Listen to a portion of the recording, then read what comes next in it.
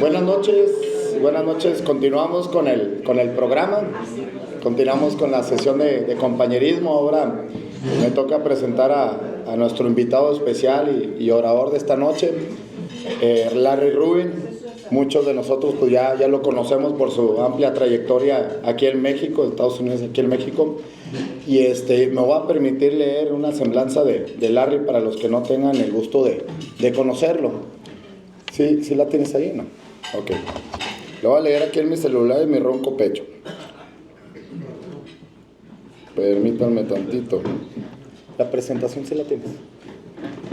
Excelente. Bueno.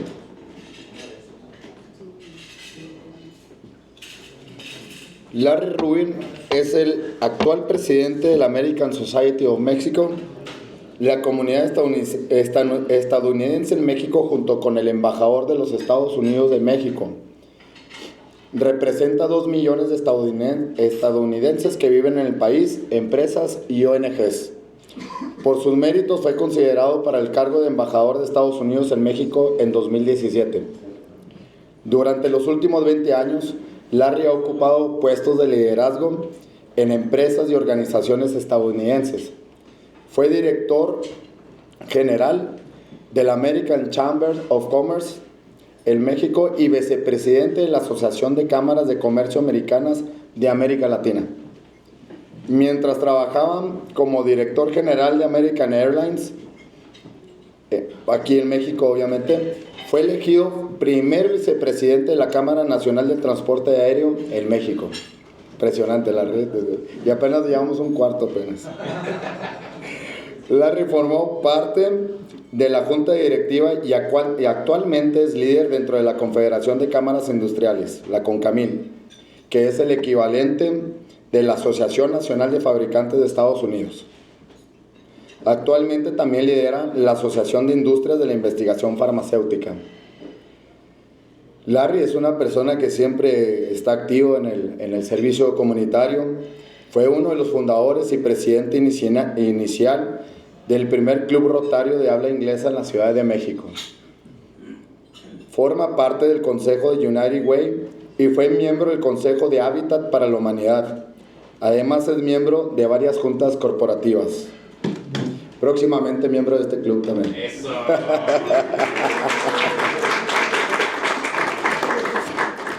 Dentro del aspecto académico, Larry se graduó en una licenciatura de Administración de Empresas por la Universidad de Anáhuac, donde más tarde se convirtió en docente de estudiantes universitarios. Tiene una maestría en Administración de Empresas, un MBA ejecutivo de la Escuela de Graduados de Negocios Jones de la Universidad de Rice en Houston, Texas. Larry es el orgulloso padre de 2 hijos, Isabela de 14 años y Larry Jr. de 13 años. Demos un aplauso a Larry para que...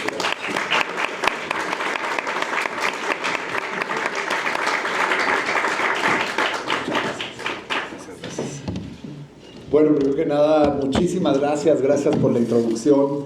También a su presidente, Omar, gracias por esta invitación a estar contigo en el club. A todos ustedes que esta noche me acompañan también en esta plática que daremos.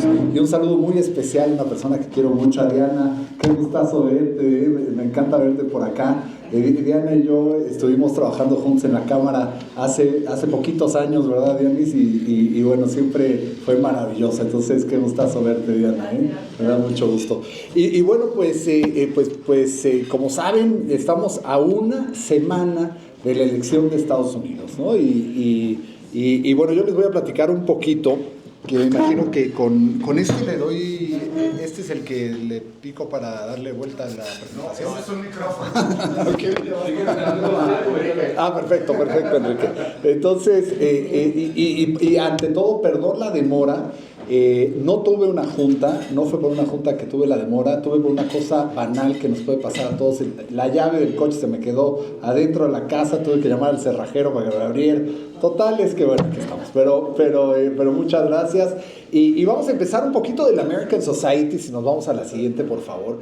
El American Society es esta organización que se fundó en 1942 por iniciativa del entonces embajador de Estados Unidos en México, para representar los intereses de Estados Unidos en México, pero los privados, ¿no? Porque el embajador claramente representa al gobierno, y él en ese momento pues dijo, creo que debemos tener una organización que represente a todo lo que es iniciativa privada en México, y el embajador junto con otros líderes de la sociedad americana formaron en el 42 esta organización cúpula que se llama el American Society, que representa a las empresas, representa a los norteamericanos en México y a 130 organizaciones no gubernamentales americanas, ¿no? De origen americano, incluyendo obviamente Rotary por Evanston, Illinois, donde inició, y bueno, otras tantas organizaciones también que nos da mucho gusto de representar y de trabajar conjuntamente con ellos, haciendo subvenciones, haciendo proyectos juntos, y la verdad Rotary ha sido una de las organizaciones que también hemos hecho muchos proyectos juntos,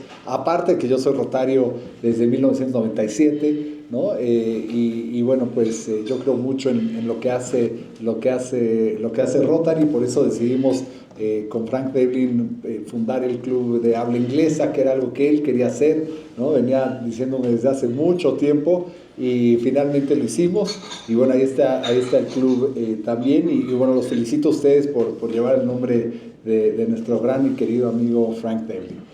La siguiente, por favor. Y bueno, hablando la siguiente un poco de México y el crecimiento, no me voy a detener aquí mucho, pero como ustedes pueden ver, pues Estados Unidos es y sigue siendo y seguirá siendo el socio principal de México. Hoy la balanza comercial entre México y Estados Unidos es enorme, es una cantidad que supera todo el comercio que México tiene con el resto de Latinoamérica. Es más grande lo que Estados Unidos tiene con Inglaterra, Francia, Alemania, España juntos, y es de más de 800 mil millones de dólares el comercio entre México y Estados Unidos. Y esta cifra ha venido actualizándose año con año, casi creciendo doble dígito. La verdad es que el comercio bilateral entre nuestros dos países es enorme. Y bueno, pues yo soy, como podrán ver por mi acento, pues no tengo acento porque soy mexicoamericano, ¿no? Entonces yo nací aquí en la Ciudad de México, de papá estadounidense, y siempre me he criado en las dos culturas. Entonces me encantan las hamburguesas, pero también los tacos, ¿no? Todo como con todo gusto. Y la realidad es que yo he pasado, la verdad, pues, mi vida entre los temas de los dos países, ¿no? Y me apasiona porque pues es parte de mi ADN, y la realidad es que el crecimiento de esta relación bilateral no se la debemos a los políticos. Yo creo que es a pesar de los políticos que crece esta relación México-Estados Unidos, y la realidad es que es por los empresarios, ¿no? Gracias a los empresarios mexicanos, los empresarios estadounidenses, esta relación México-Estados Unidos se sostiene, se mantiene y sigue creciendo. Muchas gracias. A la siguiente. Un poco esto es lo que sucede en la relación del comercio. Obviamente automotriz es parte importante, lo de nearshoring ahorita platicaremos, y salud es una industria que tiene un alto crecimiento y un alto potencial en México. La siguiente, por favor. Y bueno, pues el TEMEC va a ser prioridad para México, sin duda, como lo es para Estados Unidos. Como ustedes pueden ver, lo que se produce del TEMEC es el 55% del Producto Interno Bruto de la economía mexicana. Entonces México, como Estados Unidos, son altamente dependientes del TEMEC. Viene la renegociación en el 2026 y sin duda pues va a ser un hito importante en la relación comercial, porque va a ser una negociación compleja, gane quien gane, sea que gane Donald Trump o gane Kamala Harris, porque pues las reglas que el gobierno o que digamos que los políticos mexicanos han impuesto han sido muy diferentes de lo que era cuando se creó el TEMEC, y particularmente con los cambios constitucionales que se han hecho en el país, incluyendo la reforma al Poder Judicial. La siguiente, por favor. Y bueno, de las elecciones no voy a hablar.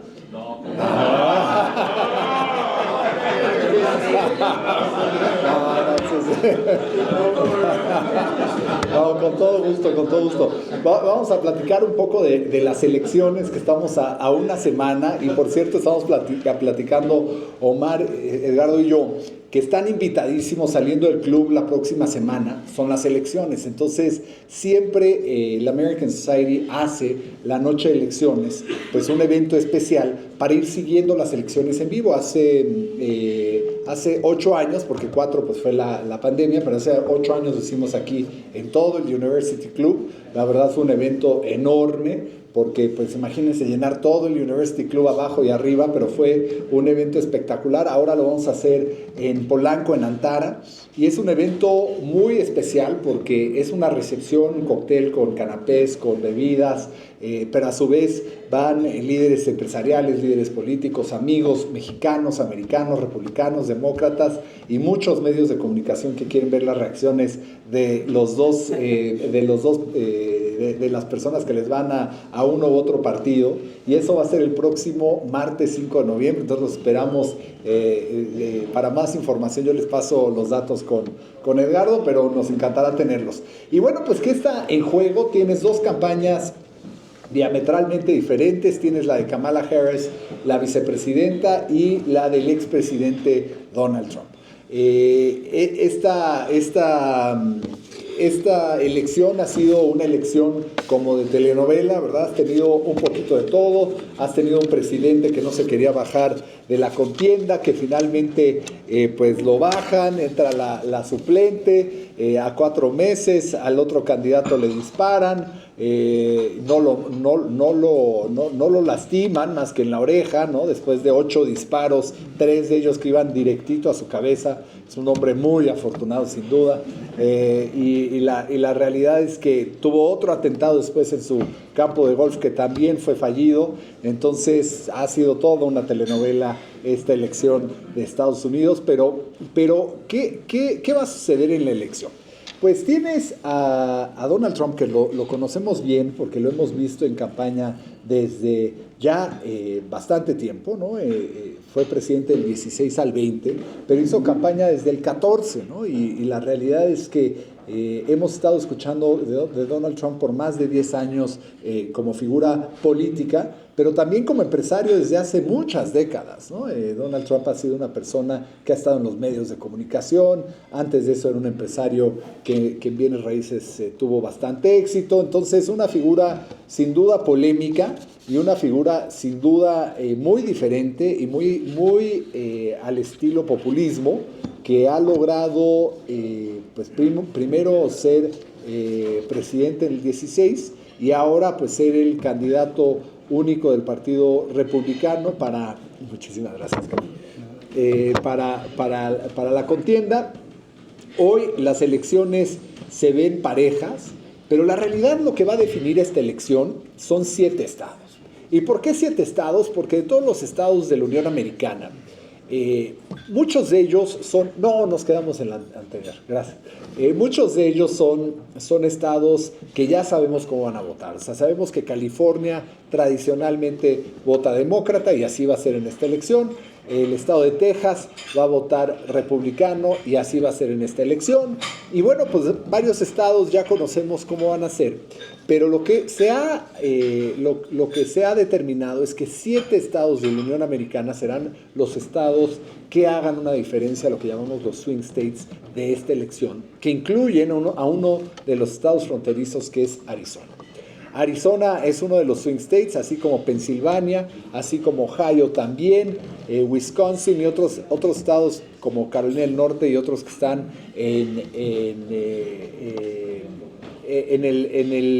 justo en el noreste de Estados Unidos. Pero la realidad, a mi parecer, es que no está tan pegado como se ve en los medios. ¿Por qué? Porque primero las encuestas miden particularmente el voto popular. Pero si nos acordamos, en Estados Unidos no gana el presidente que gana el voto popular, sino Hillary Clinton hubiera sido presidente en el 2016. Hillary Clinton ganó claramente el voto popular, pero el que gana es el que gana el voto electoral. Y ese es muy difícil de medir a través de encuestas. Y por eso la fotografía, como en el 16, es imprecisa, porque si ustedes se acordarán el 16, o si nada más regresan el tiempo a ver cómo era el 16, en el 16 decían hasta el día de la elección que iba a ganar Hillary Clinton por doble dígito. Y acabó perdiendo por un margen importante la elección, porque era el margen en el voto electoral, no el voto popular. Ella ganó el voto popular, pero no sirve de nada si eso no es lo que determina si eres o no presidente de la Unión Americana. Entonces, en esta elección, que es el voto electoral, la desventaja que tiene Kamala es la siguiente. Donald Trump ha sido candidato desde que dejó la oficina oval. O sea, desde el 2020, todos sabíamos que Donald Trump iba a ser candidato para la presidencia de la República. Entonces, eso fue en el 2020. En el 2021, ¿no? Bueno, 2021 cuando empieza el nuevo gobierno, el expresidente Donald Trump arranca su campaña y él ya tenía identificado dónde tenía que focalizar particularmente sus esfuerzos, particularmente en estos 7 estados. Entonces, desde hace 4 años, el candidato Donald Trump viene, y en Estados Unidos tiene un fenómeno bien interesante, porque cada distrito pues tiene una forma de pensar, y lo que hacen los políticos los políticos estadounidenses en su marketing político es mandan mensajes muy precisos para la población en ese particular distrito. Entonces, digamos que si fueran elecciones en Estados Unidos, pues un mensaje va directamente, por decir un ejemplo, a la gente de Iztapalapa. Un mensaje que va aterrizado a la gente de Iztapalapa, que evidentemente va a ser muy diferente a la de Miguel Hidalgo, y va a ser muy diferente a la de Tlalpan, y va a ser muy diferente a la de Satélite. Y entonces lo que logran los políticos es un target muy focalizado en el marketing político, al mensaje que quieren escuchar la gente de esa demarcación particular. Y entonces se hace algo muy caro, por eso las elecciones en Estados Unidos son carísimas, porque focalizan muy bien al interés que tiene ese particular distrito, y entonces, como muchos de estos distritos pequeños, que sean como colonias o delegaciones, pues tienen periódicos propios, tienen estaciones de radio propias, tienen medios de comunicación propios, entonces pueden dirigir los mensajes específicamente diseñados para ese grupo de personas que viven en esa demarcación. Entonces, Donald Trump lleva 4 años con diferentes mensajes, mandando la señal a todos los distritos de los 7 estados, con muy particular y quirúrgica atención a lo que ellos quieren escuchar. Porque así ha sido Donald Trump. A Donald Trump, porque después dicen, es que es racista, es que es tal y cual. Lo que es Donald Trump es que es populista. Si le dicen, una falda te va a ganar votos, él se pone una falda y no hay problema, ¿no? O sea, eso es lo que va a hacer Donald Trump. Entonces, si le dicen que lo popular es decir una u otra cosa, lo va a hacer y lo va a decir, ¿no? Entonces, la realidad es que en esta elección, Donald Trump lleva mandando estas señales a estas poblaciones 4 años. ¿Qué pasa en el Partido Demócrata? Pues si nos acordaremos, primero empezó Joe Biden la campaña, y ese fue el primer error del Partido Demócrata, es que no le dieron el tiempo a Kamala para desarrollar su propia campaña. Entonces, ella inició como parte del equipo de Joe Biden, y hasta hace 4 meses prácticamente fue cuando se liberó finalmente y se convirtió en la candidata al Partido Demócrata.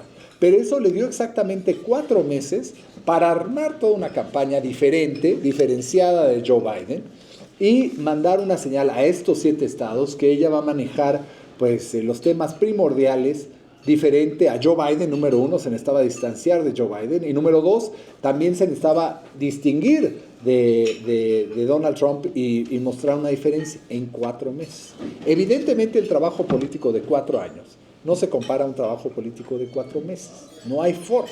Entonces, pues en términos técnicos, Kamala Harris tiene mucho atraso pues para convencer a la población que va a decidir esta elección, estos 7 estados, que ella es la persona indicada. Ahora, otra ventaja que tiene Donald Trump es que ustedes lo conocen, tiene unos mensajes estrambóticos, si los quieres llamar. O sea, siempre se le ocurre a él y a su campaña las cosas más inusuales que te pudieras haber imaginado, porque a él le gusta ser el que lleve la nota cantante, ¿no? Entonces, vamos a ver varios ejemplos. Para el ciudadano estadounidense hay 3 temas centrales que el candidato o la candidata a presidencia de Estados Unidos tienen que contestar. Y el que mejor conteste estas 3 cuestiones es el que se va a convertir en el presidente. Uno de ellos es la economía familiar. ¿Quién me conviene? Porque va a mantener los precios bajos en el súper, porque no va a subir el costo de la gasolina, porque la inflación va a estar menor. ¿Quién me conviene? Esa es la primera pregunta que está haciendo el ciudadano que está votando en Estados Unidos.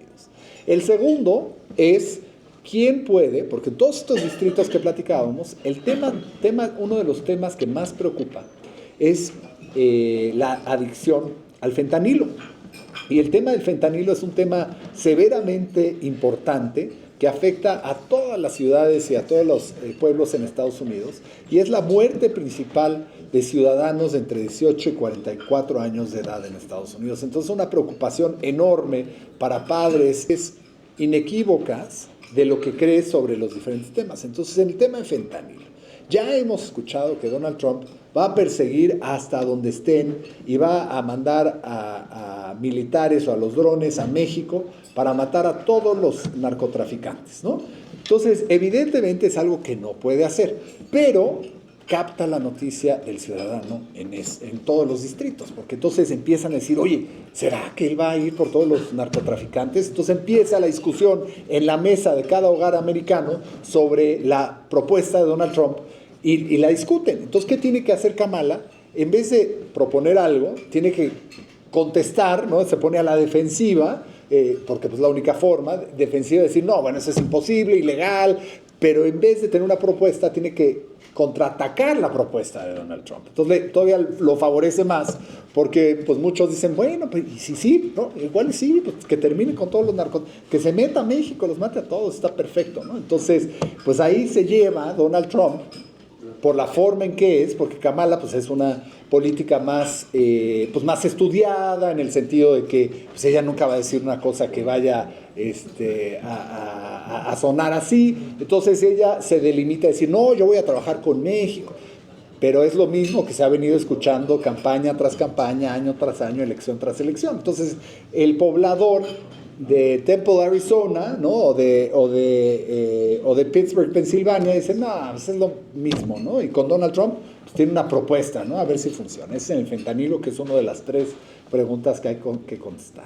En la segunda, que es el tema de migración, a lo mejor si ustedes han venido siguiendo la campaña, por ahí salió el tema de que había migrantes que estaban comiendo perros de una población de Pensilvania, ¿verdad? Que estaban comiendo perros, o sea, que pues, en vez de, pues, como no tenían comida, se comían a los perros del vecindario. Entonces, evidentemente fue falso, ¿no? Pero causó mucho furor y causó justo lo que quería Donald Trump. O sea, Donald Trump todo lo tiene súper medido. Quería causar ese furor y eso decir, ¿cómo? ¿Están comiendo ese perro? No, no puede ser, ¿no? Y entonces, ¿qué tuvo que hacer Kamala? Pues investigar que si se comían los perros, otra vez ¿no? O sea, y decir no es cierto, no hay pruebas que se coman perros, ¿no? Entonces la pone otra vez a la defensiva, pero ¿quién logró la noticia? Pues Donald Trump, ¿no? Entonces empieza a decir la población, oye, ¿y si se comen perros, no? O sea, se empieza una mentalidad de decir, bueno, es que los migrantes, ¿no? Y entonces no sabemos, pues, quiénes son, y es un poco lo que quiere causar Donald Trump en el votante, decir, ya ven, yo soy el que puedo resolver mejor el tema de los migrantes, porque yo voy a asegurar que no se coman los perros ni se coman a nadie, ¿no? Y entonces Kamala, pues su propuesta es, yo voy a trabajar con México. Entonces dicen, otra vez la misma canción, ya le hemos escuchado elección tras elección y no pasa nada, ¿no? Entonces él va posicionándose en estos temas de una forma un poco sin precedentes, ¿no? Pero sin duda que es lo que él quiere hacer. Él quiere generar suficiente controversia para que lo que te acuerdas de la propuesta es la de Donald Trump. La de Kamala, pues ¿quién se acuerda? Pues nunca ha dicho nada semejante, ¿no? Bueno, pues ella es mucho más medida. Pero la realidad es que el votante, pues a fin de cuentas, cuando esté votando, pues decir, lo del perro, Donald Trump. No, o sea, pues ¿verdad? Es lo que te acuerdas, esas locuras que de repente saca Donald Trump. Pero la realidad es que ese es el juego de esta elección, es quién se puede posicionar mejor como candidato que va a resolver los temas centrales de Estados Unidos. Ahora, con Kamala, por ejemplo, en el tema de migración, ella tiene una desventaja severa en el tema de migración, porque el Partido Demócrata tradicionalmente había sido el partido pues que acogía a los migrantes, indocumentados inclusive, o particularmente los migrantes indocumentados, y nunca había atacado a los migrantes, de que había que no dejarlos entrar. Como se vio que esto era un tema muy importante para la población, ella tuvo que cambiar de posicionamiento. Pero no nada más eso. Joe Biden, cuando ella era vicepresidenta, le dejó el enorme paquete al inicio de su elección de Joe Biden, el enorme paquete de ser la zar de migración. Y en el tema de migración, pues Kamala Harris no le interesaba ser la zar o la zarina de migración, y tan no le interesaba que a 7 meses de iniciar este proyecto que le dejó el presidente, pues ella no fue a la frontera, y se lo criticaron mucho en los medios de comunicación estadounidenses, porque decían, oye, si ese es el encargo que te hizo el presidente de resolver el tema de migración, que la verdad no le hizo ningún favor, ¿no? Al contrario, la puso en una posición muy complicada, porque el tema de migración, por más que digan los dos candidatos que ellos lo van a resolver, no es un tema que compete al Poder Ejecutivo. Es un tema que compete al Poder Legislativo de Estados Unidos. O sea, el tema no es que si dejan o no dejan entrar a los migrantes. El tema es que las leyes migratorias en Estados Unidos están anticuadas, no funcionan y no se adaptan a lo que hoy presentemente necesita Estados Unidos en tema de migración. Entonces, por más que diga un candidato u otro que ellos van a resolver el tema, o Donald Trump, que ha dicho desde hace mucho que él va a hacer un muro más grande, pues todo esto es un poquito como de show, ¿no? O sea, pues ¿qué importa el muro? Si el muro mide 2 metros o 7 metros o 20 metros, da lo mismo. O sea, eso no resuelve el tema de fondo, que es cómo, primero tienes un problema con millones y millones de migrantes indocumentados que viven en Estados Unidos, no de ahorita, desde hace 20, 30 o 40 años. Ya establecieron familias, tienen hijos americanos, nietos americanos. ¿Qué haces con ellos? ¿Los regresas? ¿No los regresas? Pero dicen, por el otro lado, los que sí hicieron el proceso adecuadamente, oye, pues yo me tardó muchísimo, yo tuve que hacer toda una serie de sacrificios, ya soy residente, ya soy ciudadano, pues es injusto, ¿no? Entonces es un tema no fácil de resolver, pero que solamente compete al Poder Legislativo. Entonces, por más que los dos candidatos digan que ellos lo van a resolver, pues la realidad es que es estrictamente un tema del Poder Legislativo. Y hasta que los dos partidos se pongan de acuerdo, porque hay veces que hay propuestas del lado demócrata que los republicanos no quieren apoyar, porque entonces le dan el crédito de resolver el tema migrante a los demócratas, y pasa al revés también, ¿no? Cuando proponen los republicanos, los demócratas dicen no, porque ellos se van a llevar el capital político. Entonces esta pelea en el legislativo continúa y continúa, y no se resuelve el tema de fondo, que es cómo resuelves. Pues que, por ejemplo, una de las leyes arcaicas es que el refugiado, si al momento de pisar suelo americano dice que no incluye a México, por cierto, se excluye a México, a mexicanos, que si llega un refugiado a decir yo soy refugiado y quiero pedir asilo en Estados Unidos, al pisar Estados Unidos se le tiene que otorgar una cita para que un juez decida su caso, pero pues le dan un papelito, le dicen regrese en 2 años porque no hay jueces disponibles, ahí está el papelito y pues los esperamos por acá para su juicio, ¿no? Evidentemente nadie regresa, ¿verdad? Entonces ya entran a Estados Unidos con el papelito de que van a ir al juzgado en algún momento, pero pues nunca se presentan. Entonces estos son temas que las leyes migratorias no han podido resolver, ¿no? Y el otro tema también es presupuestal. Necesitan miles y miles de jueces adicionales y necesitan miles y miles de agentes fronterizos que cuiden la frontera y puedan pues asegurar que no se crucen migrantes indocumentados, ¿no? Entonces son temas centrales y enormes que el próximo martes 5 de noviembre veremos qué decide la población. Lo que también es real es que el voto oculto, seguramente que ustedes se podrán imaginar, pues que tiene un costo mayor para alguien. Decir, yo voto por Donald Trump o yo voto por Kamala, ¿no? Pues evidentemente es yo voto por Donald Trump, ¿no? Pues, o sea, ¿quién no va a bullear a quien vote por Donald Trump? Porque la realidad es que pues Donald Trump es como es, ¿no? Entonces muchos lo quieren y otros lo mega odian, ¿no? Entonces realmente el voto oculto va más hacia Donald Trump que iría más hacia Kamala.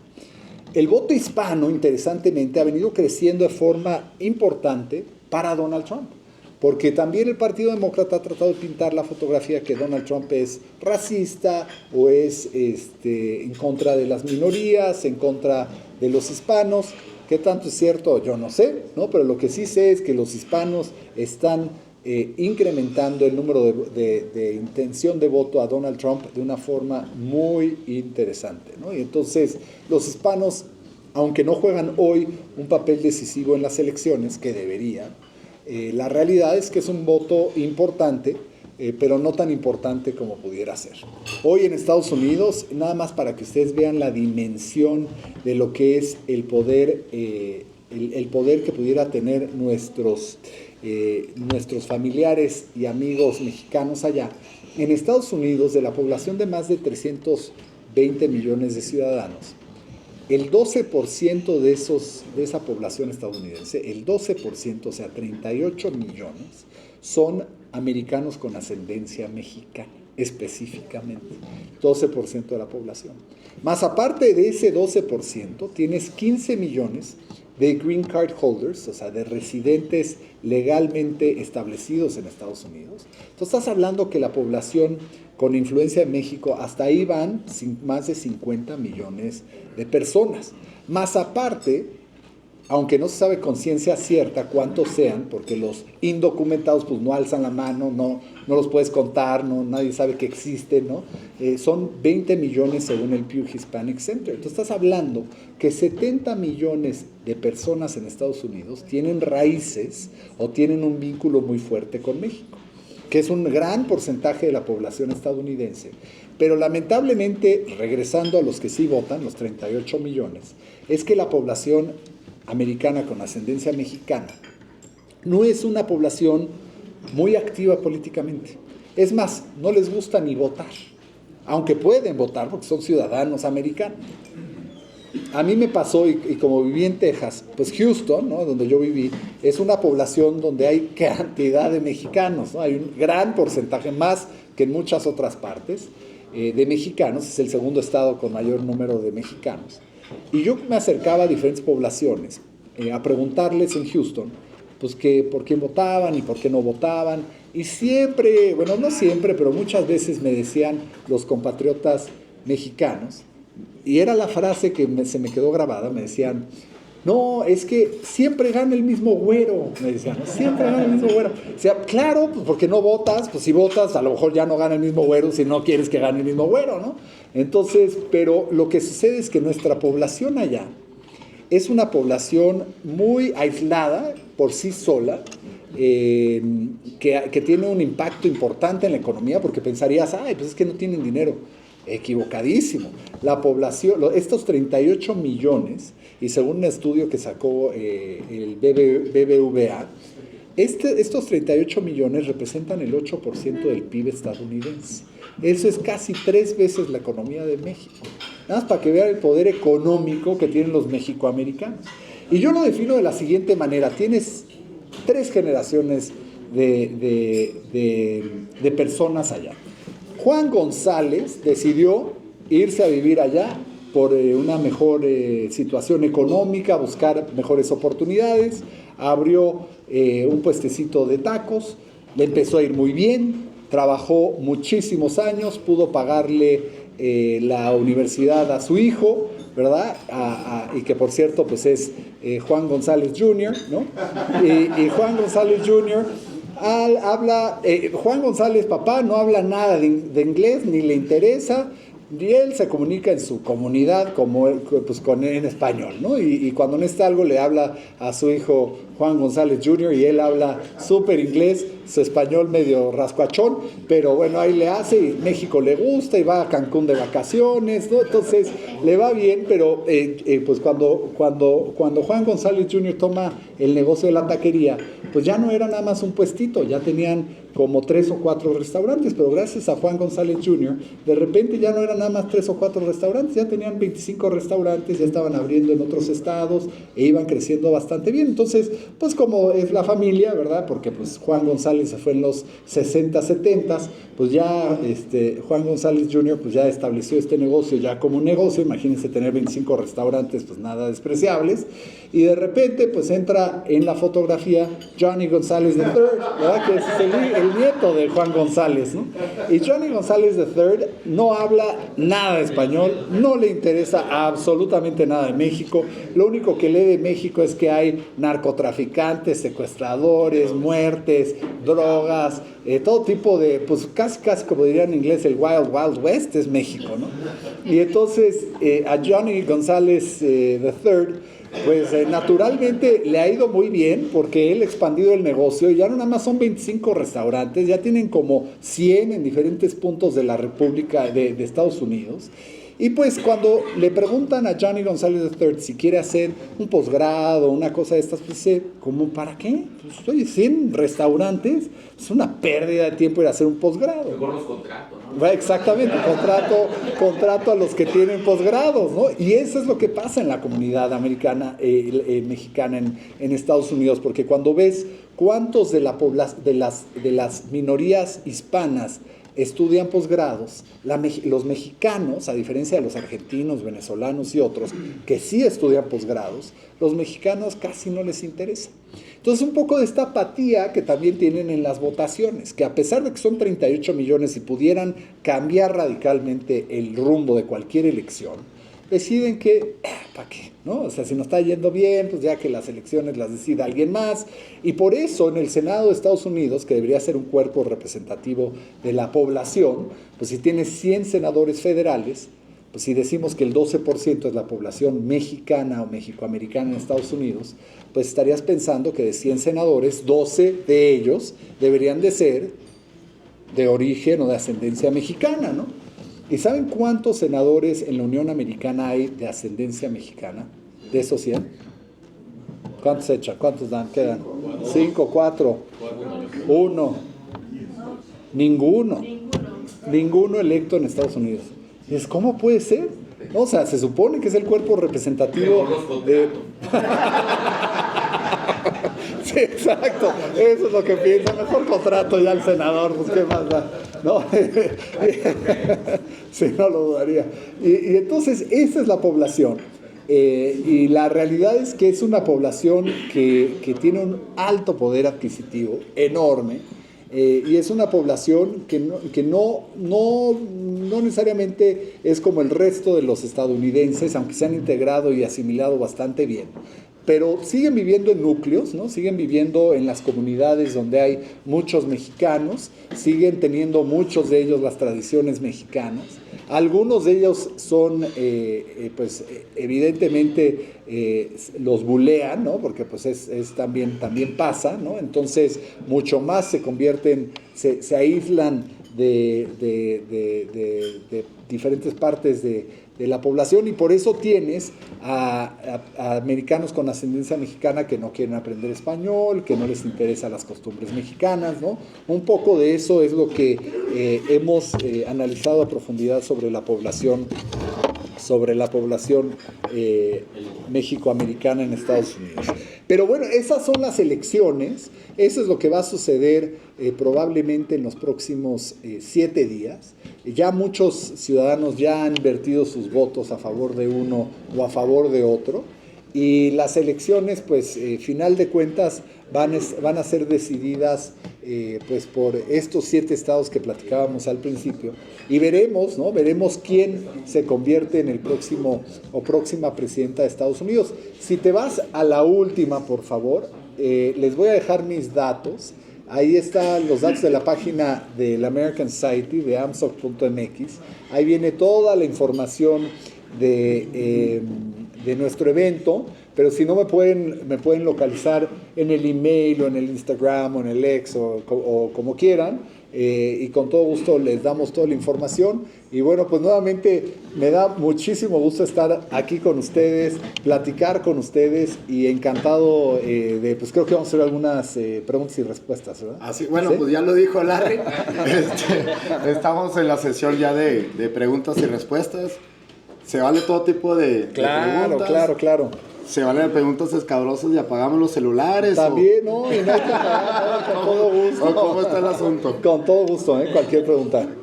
¿Alguien? ¿Quién primero? Yo quisiera hacer un par de comentarios. Por favor. No, al contrario.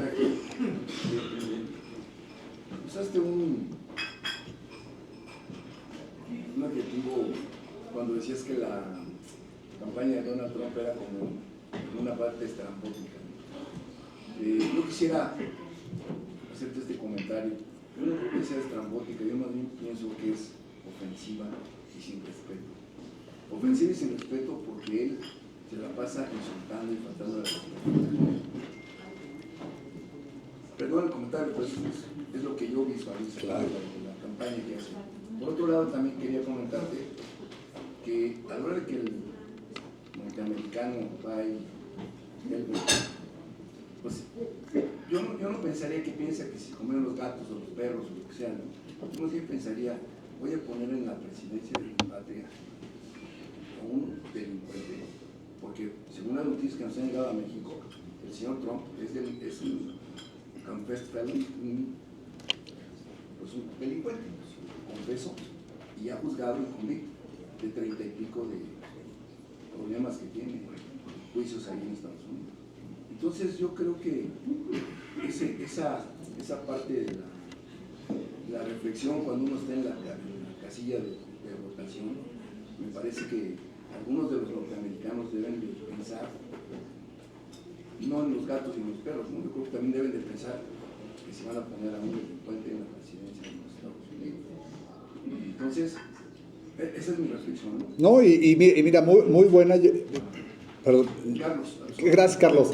Muy buena reflexión. Mira, la realidad, ¿por qué la mitad de la población hoy ya ha decidido prácticamente votar por Donald Trump, ¿no? Y parte de estos, y también hay que estudiar los casos a los que se le imputaron, ¿no? Se le imputaron en Nueva York una serie de casos de origen financiero que nunca se habían imputado a ningún otro tipo de persona, ¿no? Que en muchos estados no llegaría ni a ser un felony, ¿no? Entonces, muchos de los estadounidenses dicen, por favor, le inventaron unos cargos en Nueva York, que es un estado totalmente demócrata, pues para tratar de ponerle el pie a Donald Trump. ¿Qué tan cierto es o no cierto es? Pues cada persona lo puede evaluar, ¿no? Lo cierto es que, como tú muy bien apuntas, pues sí, tiene estos cargos en su... Exacto, fue juzgado. Más allá de claro, el tema aquí es que la opinión es lo que cuenta, ¿no? A fin de cuentas, no es, y lo sabemos pues en todas las campañas, no depende necesariamente de lo que es, sino de lo que percibe la gente que es, ¿no? O sea, una elección es una percepción de la población, y si la población no percibe que son verdaderamente cargos que tienen peso pues para declararlo como un criminal, pues por eso la mitad de la población no lo está tomando en cuenta en ese particular punto de vista, ¿no? Entonces digo, la clave aquí va a ser qué deciden estos 7 estados, ¿no? Y la realidad es que estos 7 estados, también lo que ha hecho Donald Trump efectivamente, es mandado señales a los distritos que esta preocupación han tenido, ¿no? Porque evidentemente todo se mide al detalle, ¿no? Entonces habrá partes de las poblaciones de estos estados que, como tú dices, eso les preocupa. Pero imagínate que él lleva 4 años mandando mensajes y anuncios y publicidad muy orientados a cambiar ese punto de vista, ¿no? Entonces, además, entiendo yo que el sistema de votos electorales en Estados Unidos pues, es un sistema diferente a lo que nosotros claro. aquí vivimos. O sea, es decir, desde mi punto de vista, no representa la voluntad de los ciudadanos. Representa la voluntad de los estados, ¿no? Exacto. Que es un pacto federal, finalmente. Claro. Aquí lo que pasa es que es un voto popular, pero allá es un voto federal. Exacto. Y que diferentes estados tienen más fuerza que otros, ¿no? 100 o 150 millones de votantes allá, la mayoría de los que votan por ya sea uno u otro candidato, finalmente tú lo dijiste muy atinadamente, Hillary Clinton no fue presidenta a pesar de que la voluntad popular, es decir, la mayoría de los ciudadanos americanos decidieron darle el voto a ella. Pero claro. Por situaciones que, como están organizados allá, es diferente por swing states y todo claro. este tema.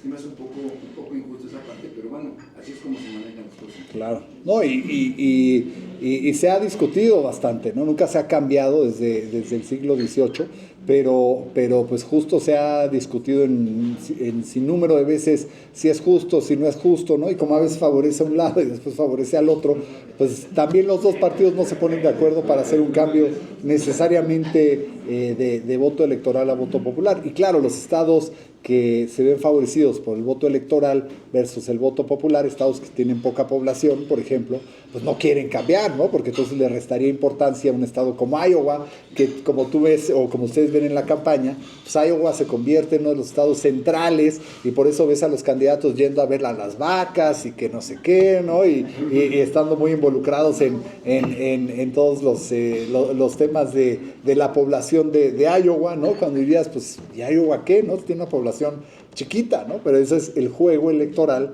justo el que Una sola pregunta, nada más. Claro. Mi pregunta es esta. Mencionaste que la economía de México, eso representa el 55% del Producto Interno Bruto. Bueno, de lo que ve aquí. Ajá, la influencia. Yo quisiera saber cuánto es lo que representa México para el PIB de Estados Unidos. Fíjate, bueno, no lo mismo. ¿Sí? No, y sabes que no traigo esa cifra, esa es buena, a lo mejor la voy a incluir en el futuro. Lo que es muy cierto, sí, lo que es muy cierto es que no, por ejemplo, la influencia de México es rotunda en Estados Unidos, ¿no? No hay hogar en Estados Unidos que hoy no haya cenado en su living, en su dining room, que no hayan tenido en la mesa un producto de origen mexicano, ¿no? Llámese los espárragos, la lechuga, el aguacate, la zanahoria, cualquiera de los perecederos, muchos son de México, ¿no? Entonces, por eso el TEMEC, o el acuerdo, como se llame, comercial, ¿no? Yo creo que continuará siendo el TEMEC, pues es un instrumento valiosísimo, no nada más para México, valiosísimo para los estadounidenses. Por eso Donald Trump, a pesar de que decía en el 2015-16 que iba a terminar el Telecán porque era un pésimo tratado, pues decidió continuar el comercio trilateral a través de otro instrumento llamado el TEMEC, porque sabía que Estados Unidos tiene una gran dependencia de México en temas comerciales, y se vivió en el COVID, ¿no? O sea, cuando las cadenas de valor no se rompieron o no se continuaron por el tema de COVID, pues, porque México a lo mejor cerró ciertas plantas que no estaba coordinada con Estados Unidos, pues hubo una afectación enorme a los negocios en Estados Unidos. Entonces, esta dependencia no es nada más de México hacia Estados Unidos, es sin duda de Estados Unidos a México también, ¿no? Entonces, sí, muy buen punto, muchas gracias. Perfecto. Tenemos si quieres otra pregunta aquí de... Claro, por favor. ¿Ves mucho peligro justo en el TEMEC? Si gana Donald Trump, ¿podría poner impuestos altísimos como él viene diciendo? ¿O también es como un fanfarroneo? Claro, del estilo de Donald Trump. No, mira, la realidad es que para él, pues parte importante va a ser el tema de resolver el tema migratorio, el tema narcotráfico. Entonces va a buscar cualquier herramienta posible para asegurar que el gobierno mexicano trabaje con él, pues para resolver estos temas, ¿no? Y llegar a acuerdos con el gobierno mexicano, a veces por meterle chantaje o lo que sea, para asegurar que ese sea el caso, ¿no? Evidentemente, para el gobierno mexicano trabajar con Donald Trump va a ser complicado. No necesariamente para la población mexicana, ¿no? Porque, pues, oye, qué mejor que resuelvan el tema de narcotráfico, ¿no? Claro, eso conllevaría que el gobierno mexicano tendría que hacer muchas estrategias, maniobras y trabajo para lograr, pues, bajarle los índices de inseguridad, ¿no? Pero el tema con Kamala, que a mí particularmente me preocupa, es que ella reiteradas veces ha dicho que ella como senadora no votó por el TEMEC. Entonces no sabemos qué quiera hacer, o sea, no ha sido muy clara en decir, y tampoco le conviene ser muy clara porque, pues, hay ciudadanos en Estados Unidos que no creen que el TEMEC es el mejor instrumento, que no debe haber libre comercio, que todo debe estar concentrado en Estados Unidos, ¿no? Entonces, ninguno de los dos candidatos necesariamente están promoviendo comercio con México por esta razón, y esta razón pues la continuarán diciendo hasta el último día de la campaña, porque los americanos no quieren escuchar que comercio internacional, quieren escuchar que estas plantas van a estar en Detroit, van a quedar en Savannah, Georgia, ¿no? O sea, eso es lo que quieren escuchar, aunque la realidad es otra. Estados Unidos no puede dijéramos que toda la industria automotriz dice, me voy a Estados Unidos de regreso, ya no voy a operar desde México. Es imposible porque no hay fuerza laboral en Estados Unidos para llenar esos trabajos, ¿no? Y tú conoces bien DuPont y sabes, una empresa como DuPont y como estas grandes empresas químicas, pues sus plantas no es que quieran, ¿no? Las tienen que operar en otro país porque no hay mano de obra allá, ¿no? Es más, hay una carencia de casi 100,000 conductores de trailers en Estados Unidos que no pueden cubrir. Entonces, si trajeras más plantas, más déficit de trailers, de conductores de trailers tienes. En Estados Unidos hay un déficit de 2 millones de enfermeras, imagínense. Entonces, ahí si hubiera una reforma migratoria, pudiera compensar esas cifras que hoy existen en trabajos esenciales, ¿no? Entonces, es parte de esta discusión de reformas hacia futuro. Por favor. Hablando de la población latina en Estados Unidos, hay un fenómeno que es muy importante mencionar. Hay una migración de votantes de los demócratas hacia los republicanos. Y la razón es muy sencilla. La primera generación que llegó de todos los latinos que llegó a Estados Unidos, gozó de muchos beneficios. Llegaron de países muy pobres, de unas condiciones muy difíciles, y ahí tenían sistemas de salud, sistemas de educación, etcétera, etcétera. Entonces recibieron mucho del país de Estados Unidos, que era un paraíso para ellos. En cambio, la segunda y tercera generación, que usted mencionó, que ya tienen negocios, que ya tienen restaurantes, que ya tienen cosas, están experimentando la mano dura de los impuestos del gobierno democrático y todos los trámites burocráticos como ya parte de una persona que está parte de la vida económica. Y eso es una decepción para ellos, y por eso prefieren esos empresarios los republicanos, que es un gobierno más pequeño, menos control, menos introducciones, menos impuestos, etcétera, etcétera. Y es un fenómeno que existe. Muy cierto, muchísimas gracias. Mejor no lo podría haber dicho yo, o sea que muchas gracias. Por favor. Yo quiero dar las gracias por haber mencionado algo muy importante que casi ningún mexicano percibe. Es el gran poder económico que existe en la comunidad México-americana. Ese gran poder económico yo siento que está súper explotado por los empresarios mexicanos. Claro. Muy cierto, y es una comunidad que pasa bajo perfil, ¿no? Y la realidad es que ni los políticos estadounidenses han capitalizado aún de esta gran comunidad, ¿no? Y la realidad es que todavía hay que preparar a políticos americanos de ascendencia mexicana para que también compitan bien en las campañas electorales, ¿no? Porque, por ejemplo, a mí me ha tocado ver candidatos mexicoamericanos en Estados Unidos que hacen campañas bastante malas, ¿no? Después faltas de ortografía en sus plataformas, en sus mensajes, en español y en inglés, o sea, no es porque hablen un idioma o el otro.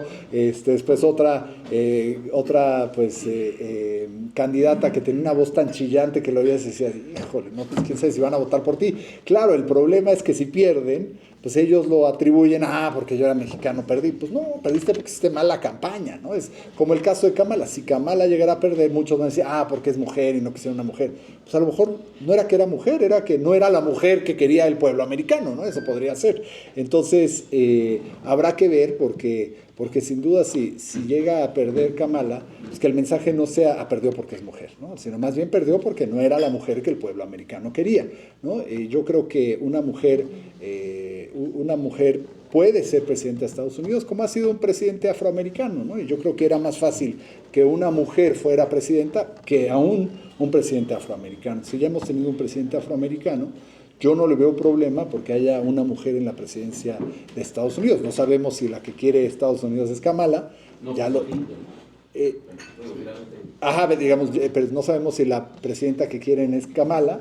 Pues lo sabremos el martes 5 de noviembre, pero si no, pues pudiera ser en un futuro alguna otra, ¿no? Y el Partido Republicano estaba a punto de poner una mujer no estaba a punto, pero la segunda candidata después de Donald Trump era una mujer, ¿no? Entonces yo creo que rápidamente, en pocos años, veremos a una mujer presidenta en Estados Unidos también. Terminamos con dos últimas preguntas para seguir con compañerismo. Si Hola, Larry. Qué gusto. Especial de Fútbol Capitalista. Qué gusto. Mi pregunta va relacionada con la postura que, en todo caso de ganar Trump, podría llegar a tener frente a los conflictos del orden mundial. En este caso, recientemente que pasó la BRICS, por ejemplo, ¿no? Que incluso nombra a México como un aliado, el conflicto con Ucrania, el conflicto de Israel con Palestina, Líbano, demás, todos esos conflictos que están ahora en el orden mundial. ¿Qué va a pasar con Trump? Él está planeando negociar, ha dicho algo en su campaña al respecto.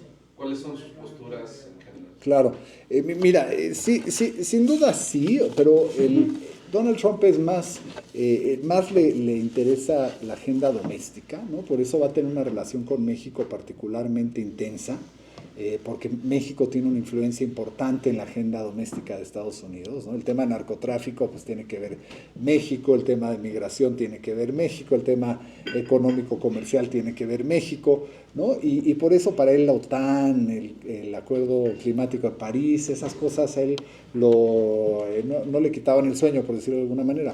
Sin duda se ha declarado en tema de Ucrania-Rusia de una forma un poco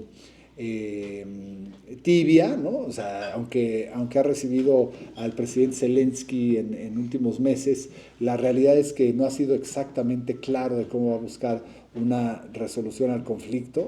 Y en el tema de Israel-Palestina ahí sí ha sido muy claro, porque la postura de los dos candidatos, tanto de Kamala Harris como de Donald Trump, es pro-Israel. En Estados Unidos no te puede decir en contra de Israel. La verdad es que el lobby israelí es muy efectivo y muy preciso, ¿no? Se acordarán, hace menos de un año, me parece, llamaron a testificar a tres presidentas de tres universidades muy prestigiosas, incluyendo Harvard, al Senado, ¿no? Y pues porque no dijeron claramente que ellas apoyaban a Israel, acabaron perdiendo el trabajo, ¿no? O sea, ese es el poder del lobby israelí. Ahí es cuando dices, ¿cómo es que 4 millones de judioamericanos pueden hacer lo que no han hecho 38 millones de mexicoamericanos, ¿no? Pensarías que 38 millones pudieran tener un lobby similar o mejor que el lobby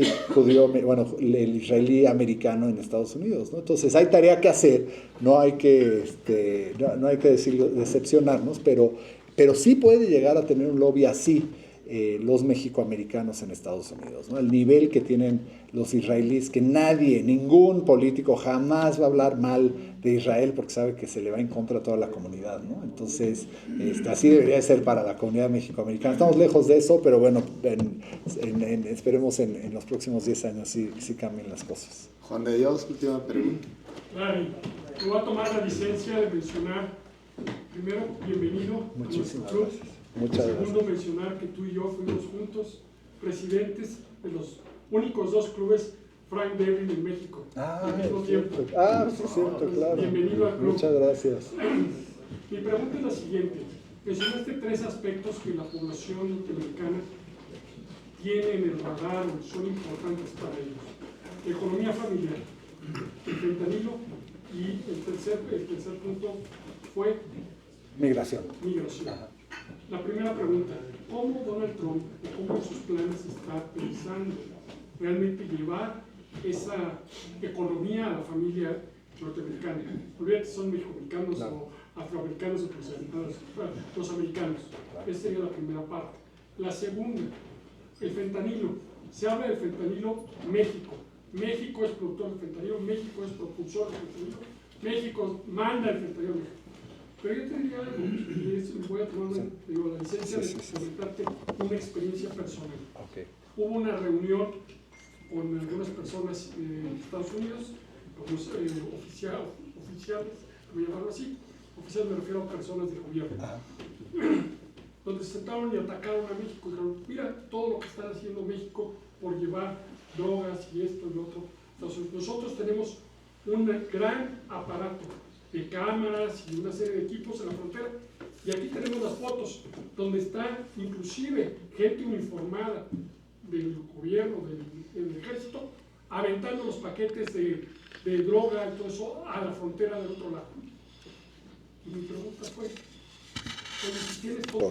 Pero la realidad es que cualquiera de los dos candidatos va a tener que trabajar en resolver estos temas con México. Hay que trabajar con México porque solamente se puede hacer en un trabajo conjunto, ¿no? Es un problema que es de los dos países, ¿no? Y en muchas veces lo que vemos es más que se apuntan los dedos, ¿no? Que la culpa es tuya, no, que la culpa es tuya, en vez de decir cómo trabajamos juntos para resolver el tema, porque a los dos nos afecta, ¿no? A México le afecta la inseguridad, el crimen organizado, el narcotráfico, como le afecta a Estados Unidos de igual forma, ¿no? Entonces, son temas que si no se resuelven de una forma colaborativa, pues no hay resolución y no va a haber resolución. O sea, la resolución no va a ser que Donald Trump mande drones a destruir todos los centros de narcotráfico en México, ¿no? La realidad es que la única forma es con una colaboración estrecha entre México y Estados Unidos. Entonces, eso es parte de lo que el próximo candidato va a tener que hacer.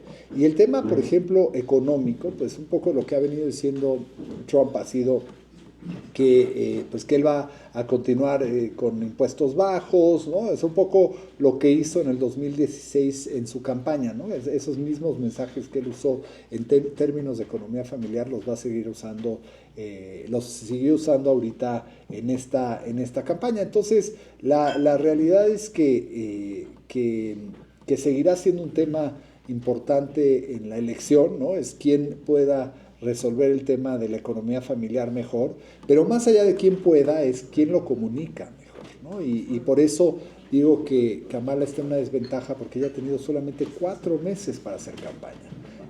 Y Donald Trump lo ha venido haciendo 4 años, ¿no? Entonces, si alguien ha podido perfeccionar el mensaje una y otra vez, ha sido él, y lo ha podido decir de diferentes formas, ¿no? Entonces, si no te gustaba forma A y no pegó en su, ¿verdad? En su focus group, pues lo hace de forma B y C y D y E y F, y lo ha podido hacer 4 años, ¿no? Entonces ha tenido una ventaja clara en ese aspecto sobre el trabajo que puede hacer Kamala, ¿no? Entonces, realmente, pues los candidatos se disputan esta elección, pero esta elección pues va en gran medida amarrada con un trabajo que tienen que hacer con México, ¿no? Y eso sin duda pues lo conoce la doctora Sheinbaum, ¿no? Y pues sabe que sea quien sea, ¿no? Bueno, si es Kamala, es una forma un poco más diplomática de trabajo. Con Donald Trump va a ser, pues como fue, claro, más de choque, más de ocurrencias, un poco como era el presidente López Obrador, ¿no? Y eso es lo que a ella le va a tocar vivir, ¿no? Entonces, si alguien está a la expectativa de esta elección, yo creo que es la presidenta Sheinbaum, ¿no? Porque ella va a tener que trabajar con quien gane. ¿Y hay disponibilidad por parte de los candidatos? Pues mira, yo creo que no lo han expresado como tal, porque no es algo que en la campaña interese, ¿no? Ellos más bien han sido más impositivos los dos, ¿no? Un poco en la relación con México, en que yo voy a decirles, yo voy a hacer, de los dos lados. De Donald Trump es de esperarse, porque así es su personalidad, pero Kamala interesantemente ha sido más impositiva sobre lo que va a hacer con México, porque también tiene que mandar esa señal, ¿no? La gente no quiere escuchar, sí, yo trabajaré con ellos de una forma conjunta. Quiere escuchar, no, yo voy a forzar que se pases, ¿no? En estas medidas. Y entonces, ha cambiado mucho el tono de Kamala en la campaña comparado a lo que hacía en la presidencia, ¿no? Entonces, pero es parte de esta retórica electoral que para nosotros y para todos es difícil de medir, porque cuánto es verdad, qué es exactamente lo que van a hacer, no sabemos hasta que sean presidentes, ¿no? Entonces, pues no sabremos bien hasta que empiecen en enero, sea Donald Trump o Kamala Harris, ¿no? Muchas gracias. Muchas gracias, Larry. No te vayas, si nos acompaña Omar, presidente, para hacer un reconocimiento a Larry por haber venido con nosotros hoy. Y realmente pues darnos mucha luz de cómo vienen, primero que nada, que es la American Society en México, y darnos luz de cómo van a estar las situaciones en las elecciones este próximo 5 de noviembre. Y lo esperamos el 5 en nuestro evento apartidista, y vamos a estar celebrando, entonces, con todo gusto. Muy bien. Déjanos entregar tu reconocimiento. Sí. Acompáñame, secretario, por favor. Que nos lo lea Edgardo para que termine de trabajar. Para desquitar. El Club Rotario Frank Devlin Anáhuac Tacubaya otorga el presente reconocimiento a Larry Rubin por su participación como orador huésped en la sesión del día 29 de octubre del 2024, haciendo alusión al tema de American Society en México, y le extendiste a la cuestión de elecciones para darnos luz. Y apreciamos profundamente tu valioso tiempo y tus ideas inspiradoras para juntos compartir la magia de Rotary. Gracias, Larry, por haber venido con nosotros. Siempre tu contribución va a ser, y compromiso va a ser, de un servicio de excelencia y muy importante para nosotros. Lo firma nuestro presidente Omar Contreras, nuestro secretario Axel Narváez y un servidor. Eso, muy bien. Mira, Larry, y te vamos a entregar también, te vamos a entregar una moneda conmemorativa al año de la magia de Rotary, que esta no la tiene el Club Rotario que nos copió el nombre, ¿no? Entonces, ¡qué maravilla! Muchas gracias. Muchas gracias, Larry, ¿verdad? Te agradezco mucho, Larry. Muchas gracias, al contrario. Y antes de que te sientes, quiero compartir contigo algo que estábamos comentando en la mesa. La verdad es que históricamente el discurso del Partido Demócrata es mucho mejor. La verdad, como ciudadano del mundo es mejor que no te hablen mal, pero históricamente a los mexicanos siempre nos ha ido mejor con el Partido Republicano. En el discurso, con los demócratas, pero en la realidad, en la economía, con los republicanos, y es algo que no podemos desconocer. A México le fue bien con Trump, es la verdad. México, creo que Trump tenía muy definido quién era su enemigo, y lo era China. Y cuando a China le fue mal, a México y a las 3,000 empresas maquiladoras que producen en México, a todos los empleos que se generan en México, a la frontera mexicana, le fue bien. Nuestro dólar estuvo estable, incluso bajó con Donald Trump. Vivimos una segunda generación del tema del TEMEC con nuevos temas. Y por el otro lado tenemos a lo mejor una candidata que en el discurso es muy amable con México, pero en la realidad no sabemos cómo nos va a ir, ¿no? Entonces, bienvenido siempre, Larry. Aquí te esperamos, como dice Edgardo, como nuevo socio del club cuando tú lo consideres. Y por ahí nos vas a tener el día martes. Genial, muchas gracias. Muchas gracias. Muchas gracias. Bueno, y también antes de que te sientes, para que seas testigo de quien te invitó, de tu amigo Edgardo Prieto. No, ya fue mucho. No, queremos entregar un reconocimiento. Me voy a volar. Eso. Vamos a la siguiente ahí. Vamos a entregarle un reconocimiento al Chihuas, así lo conocemos aquí. Edgardo Prieto, habrá sido tu secretario del programa el día de hoy. A la foto. Esa, la foto. Gracias. Foto, muchas gracias. Tony. Esa.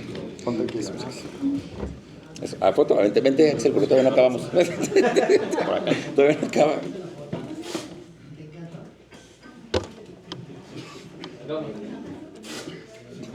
Muchas gracias. Muchas gracias. No, al contrario. Gracias.